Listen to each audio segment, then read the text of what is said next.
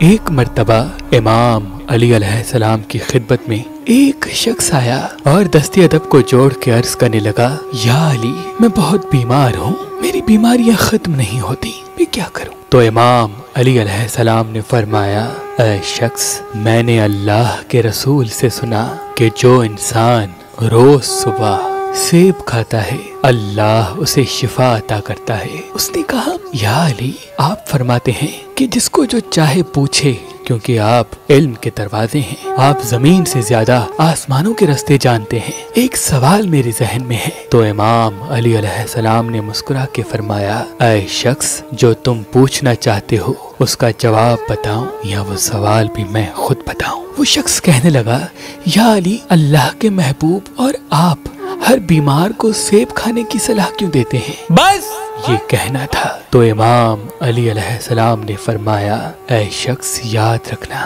جب اللہ کے نبی آدم علیہ السلام کی توبہ قبول ہوئی اور وہ اپنی بیوی ہوا سے جا ملا تو کچھ ہی دن کے بعد اللہ کے فضل و کرم سے بی بی ہوا کے وجود میں حمل ٹھہرا۔ لیکن جیسے جیسے بی بی ہوا کہ ماں بننے کے دن قریب آنے لگے، بی بی ہوا بیمار رہنے لگی اور اس کی بیماری کو دیکھ کے اللہ کے نبی آدم پریشان ہونے لگے اور اللہ کی دربار میں ہاتھ بلند کر کے فرمایا، اے اللہ، اس زمین پہ میرے اور میری بیوی کے علاوہ کوئی انسان نہیں، اے میرے اللہ، میری بیوی کو شفا عطا فرما۔ بس آدم کی دعا اللہ کے دربار میں پہنچنی تھی۔ اللہ نے فرشتوں سے کہا کہ جاؤ، جنت سے کچھ سیب لے کے آدم کے پاس پہنچو اور اسے کہو کہ اللہ نے تمہارے مرض کی دوا اس پھل میں بخشی ہے۔ اللہ کے کرم سے بی بی ہوا نے جیسے ہی وہ سیب کھایا وہ شفایاب ہونے لگی، اور یہ بات قائم ہو گئی،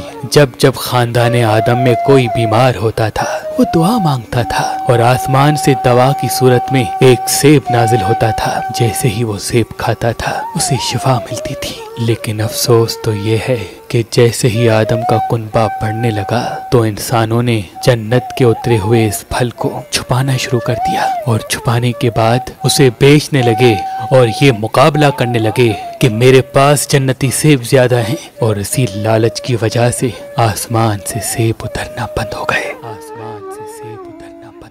انسان نے جو سب سے پہلے اپنے ہاتھ میں پتھر پہنا وہ فیروزہ ہے، کیونکہ اس پتھر کو رحمت کا پتھر کہتے ہیں۔ اللہ کے کرم سے فیروزہ پتھر پہننے کے بعد انسان کا ہاتھ تنگ نہیں ہوتا اور وہ اللہ کی رحمت کے قریب رہتا ہے۔ تو ابھی ہماری ویب سائٹ مہربانی.com پہ آئیں اور یہ پتھر حاصل کریں۔ آپ اپنا لکی پتھر ہماری اپلیکیشن جو گوگل پلے اسٹور اور آئی فون ایپ اسٹور پہ موجود ہے ان سے بھی حاصل کر سکتے ہیں۔ مزید معلومات کے لیے ہمارے نمبر پہ کال کریں۔ اللہ آپ کو سلامت رکھے، اللہ آپ کو سلامت رکھے۔